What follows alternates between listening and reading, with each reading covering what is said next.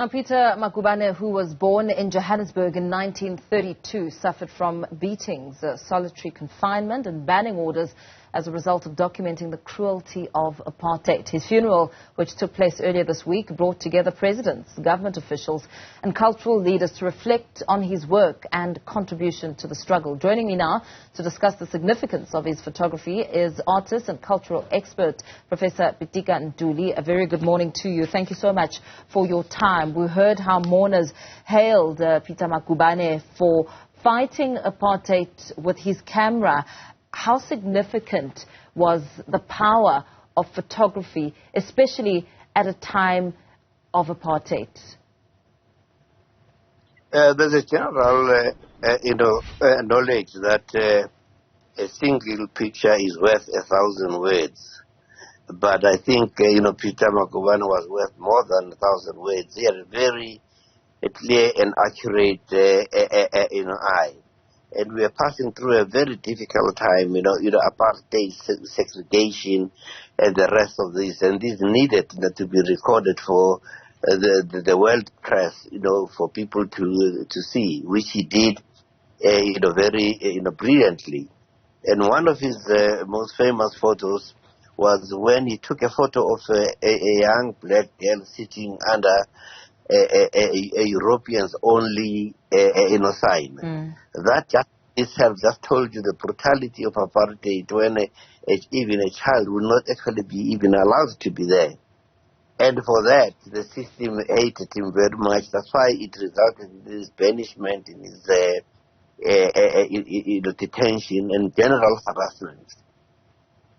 He had a great talent of exposing apartheid brutality through his lens. As we look back and reflect on his work and his influence through the lens, what lessons do you think he leaves behind for other journalists as we navigate through a different political climate? I think what it really looks is that those that come actually behind must actually have an eye for an unusual angle at which to look at the picture that is in front of them, that is going to enhance it. But better to understand Peter Magubane is to understand the context in which he existed. Remember, he was part of the Drum magazine.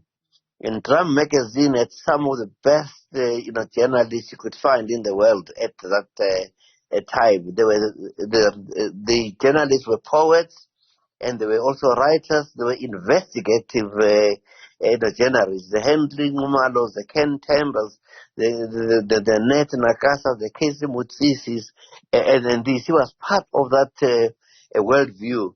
What the others did in words, he captured it with his eye. He captured it with his camera. It could be funerals in mass murder. It could be people who are banned and detained. A variety of it. He had left a legacy that really deserves its own. If we could combine his work and the works of Goldblatt and Alf Commando and have a museum of photography, then we could have actually captured the apartheid that we have so far failed to capture it in the true sense in which we should be doing. His pictures during the 76 Soweto uprisings essentially mobilized the world to condemn the apartheid government. Looking at that massive impact at such a time, what does it say about the future of the arts sector, of photography, the talent and the art of being able to capture a moment through the lens for future photographers? Yeah, no, it is. I mean, that's why I think it is very important for the awards that the government actually does are carried out, and even in a far much more robust way, in order to highlight the works of the people that have been done. I mean, recently, which was so very powerful, is when the South African Gallery of Legends inducted 6 of the best people, from Esther Mashango, Abigail Khumalo, Andre Hosen, Nora Mabasa, and all, put them right there, to say, hey, here are the photographs, here are the people, we are awarding these people for the work that they do. And that is some of the things that is going to help. The oncoming one of the South African Creative Arts Awards that is to be initiated within the next couple of months by the Minister of Sports, Arts and Culture. Is something like that. One wishes that some of the stuff could actually be done posthumously for the people who believe they are dead, but the work that they've done will stand, in front of them, just as the Bible says, your good works will be waiting for you in heaven. Yeah, absolutely. Very powerful note to end our discussion. Thank you so much for your time, artist and cultural expert, Professor Pitika Ntuli, speaking there about Dr. Magubane, Dr. Peter Magubane, who was laid to rest on Wednesday, and the legacy he leaves behind.